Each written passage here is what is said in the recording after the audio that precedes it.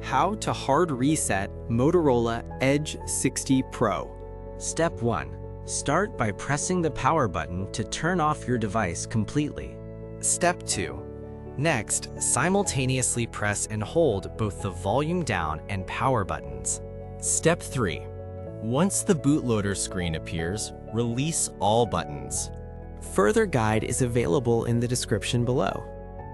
Since the remaining steps are technical and complex, we have detailed them in an external blog post. Make sure the device has at least 50% battery or remains connected to power during the hard reset. After the hard reset finishes, disconnect any cables and let the phone sit for 30 to 60 seconds before use.